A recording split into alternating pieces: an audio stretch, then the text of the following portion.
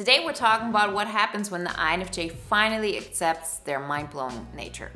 When the INFJ gets to a place where they recognize this is who I am and I'm not going to change for anybody else, things happen that we never thought possible before. The main thing that I want to talk to you about today is this feeling of I have to be like others. You know, INFJs are, doing everything their own way. They don't really care about how others view them. But we have to be honest with ourselves. There are still parts of us that wonder, why does it seem that everybody else is so happy and they're so invested in the social structure and culture that we live in, and we sort of feel like outsiders looking in?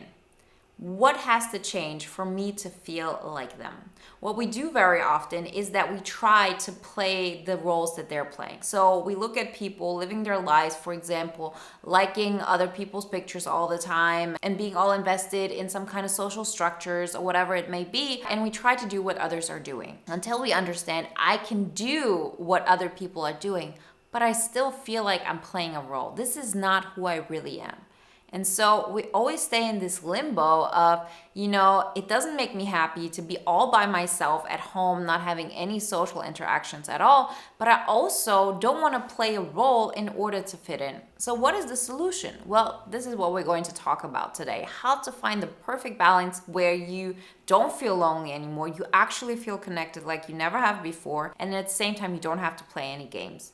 You don't have to pretend like you like something. You don't have to get over your shyness or, be more outspoken or interact with people the way they would want you to. This is what we're going to get into today. Remember, if you haven't done this so far, to download the poster on the 5 pillars to an INFJ epic life and to sign up for the waiting list for the next bootcamp round. It goes live in a couple of weeks. We have a great early bird prize, so make sure you're on that list and you get notified when things are going live. All the information you find in the links in the description. If you are in situations where people are telling you or showing you you should be different, you should get over your shyness, you should go out with your friends and socialize in a way that would make you comfortable, like everybody else would be doing. And we're always in this state where we feel like, yeah, I should be doing this, but I don't feel like it. But at the same time, I don't want people to think I'm rude and they would think I'm weird if I again tell them that I don't want to go out with them.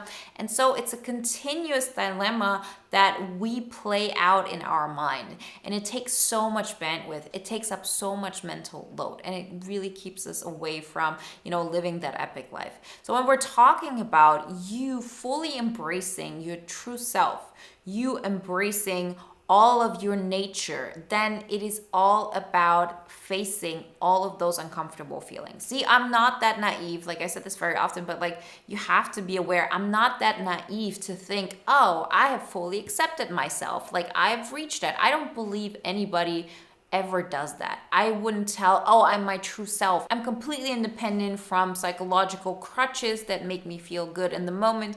No, we are not aware of the things we're not aware of. So it's impossible to do that. But the point is that we continuously want to grow into this area that, is going to help us out. And if I look at my life where I have been 5 years ago, where I'm now, psychologically, what kind of changes my clients have made, what kind of changes the people in bootcamp have made, then this is something that is so important to look into, and it's going to change your life dramatically. So first and foremost, ask yourself, what do I not want other people to think of me? Think of your neighbor, think of somebody that you work with, some kind of situations that you try to avoid, where you're walking on eggshells.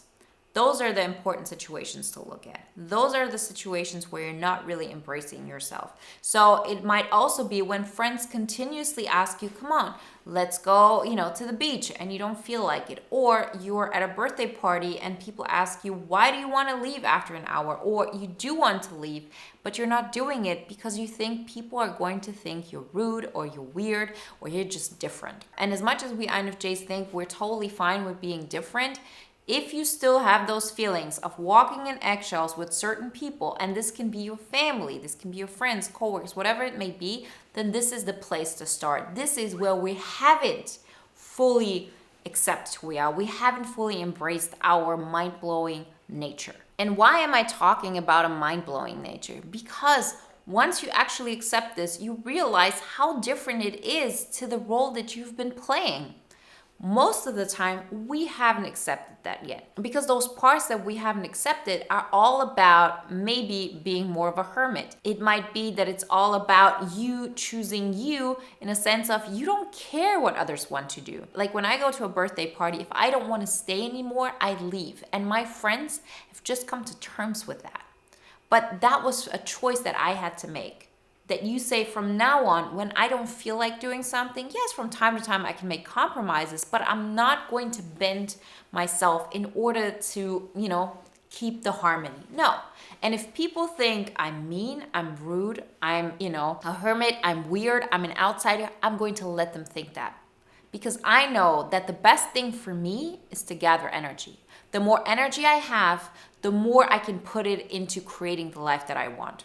That's why one of the pillars that we talk about, in the poster, but mainly in boot camp, is physical energy management. Because it's all about removing energy suckers out of our life, people, situations, any kind of dynamics, and also doing things that give us energy. But walking on eggshells or trying to maintain our harmony at the expense of our own well-being, psychological well-being, that is not the way to go. Those things drain your energy like nothing else. So accepting yourself is all about doing all of the things that you're most afraid of. Saying the uncomfortable thing around the person that you've been walking on eggshells for. Leaving when you don't feel like it. And continuously taking steps into making you like yourself. When we like ourselves and when we're proud of what we are doing, we really don't care what other people are thinking about it. We care about this if we don't feel we have achieved that yet, who we want to be and how we want to be. And therefore, we rely on other people's feedback. We rely on them thinking that I'm a good person, that I'm successful, that, I'm special or unique or whatever it may be. But if you prove to yourself that, yeah, you are special because you're doing things that nobody else is doing. If you prove to yourself, yes, I like how I am. I like that I'm this fighter because I'm continuously taking steps to improving my life. I'm not just thinking about it. I'm making it a reality.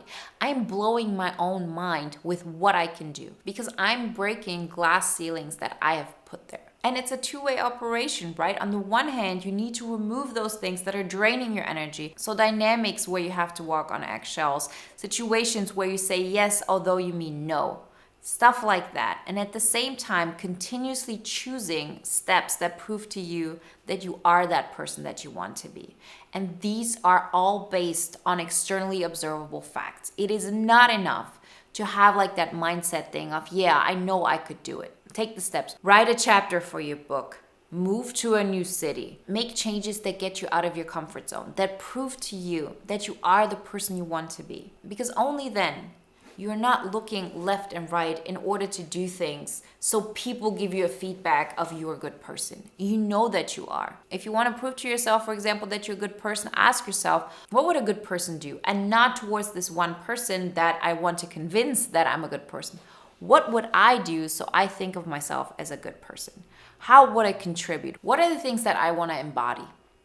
And then move forward in that. And if you want to take it a step further, like really ask yourself, okay, what is the worst that people could think of me? That person that I want to impress, what if they thought that I was a complete loser? What if they thought that I'm really mean? What if they thought that, I'm weird or whatever it may be? And really live in that. And then tell yourself, okay, I am focusing on the wrong thing. I'm focusing on how they feel about me. What I need to be focusing on is what I feel about myself. And you will recognize, yes, there are parts of you that you don't like. And it's not about like, oh, I'm not accepting myself. You can accept this is where I am today, but that doesn't mean that you can't change your circumstances, that you can't change the way you live your life. Like I can totally be okay with the fact that this is my life, but I'm taking steps towards where I want to be. What I can't accept though is that this is a life that I don't like and I'm not taking any steps. Most people are not happy with how their life is playing out. So what do? They push it all down. They're not aware of it. And every single person has a different way of doing this. For us, INFJ, this is the typical head in the clouds thing, not accepting reality. That's why I always have this exercise of what if it never got any better? If you looked at, this is the apartment that I live in, These are the friendship groups that I have. This is the city that I live in. This is the kind of job I have. This is the relationship I have. What if it never got any better? And then you can recognize, no, I wouldn't like that. You have to first accept, of course, this is where it's at. I cannot just always imagine in my mind a better world and then something external will happen that will get me into this better world. No, I have to look at, this is where my life is at. These are the dynamics that I have. And yes, there are parts of it that I don't like, but first I have to accept it. I have to look at them. And then I can take the steps to making them better. And only if you allow yourself to confront yourself with those negative emotions, you can say, now I want to be somebody who wants to improve this. It is a painful process because if you actually look at your life and you don't have this get out of jail card, which is, oh, I'm just going to dream in my NI world, you recognize, yeah, life is maybe never going to be as great as I want it to be. Of course it can be, but like that's what it feels like in that moment. You feel like, yeah, it just really sucks. If I, look at this, it's never going to be that great as I would want it to be. But I am personally taking responsibility for making it better. And every single day I'm going to take a step towards that. And that's when you actually start blowing your mind. You see what you're really capable of. You're taking the steps to really embracing all of yourself, knowing that people will judge you, knowing that they will have opinions about it, knowing that of course there are going to be parts of you that people don't like. Because the only way for people to like you all the way, people with different backgrounds, different personality types, all of that, the only way for all of those different people to like you completely is for you to hollow yourself out as much as you possibly can. And this is a default, play by INFJs, but it's not one that makes us happy. It's not something that is healthy either. That's why it's so difficult for so many INFJs to put together, different friendships. Because then one person will see that you are completely different when you're with the other person. But this is not what we want. We want you to embrace a part of you that is not up for debate. A part of you that you like truly. Where you accept your shortcomings, but you also accept all of the strengths that you have that are pulling you and pushing you towards the direction that you want in your life. Start with it today. Have an uncomfortable conversation. Choose you. Understand that judgment is going to come and that you're going to be okay with it. I always say, get outside of your comfort zone, but don't overwhelm yourself. This is where the sweet spot is at. We cannot expect transformation. We cannot expect for us to feel more, to actually feel that INFJ epic life if we're not willing to face all of those uncomfortable feelings that are holding us back from choosing us. It is in the end a choice, but it's easier said than done because making that choice requires discomfort. And we can take on this discomfort step by step, day by day. And it's the best thing I've ever done in my life. And I see it with my clients. I see it with all of the students in boot camp that this is something that makes the biggest difference. So embrace your true self more and more. You got this. You do have a mind-blowing nature and it's worth choosing. Remember, if you want some more guidelines how to start that process, then download the poster on the 5 pillars. And if you're saying, I'm ready for the next step, like I really want to get this started, I want to change my life,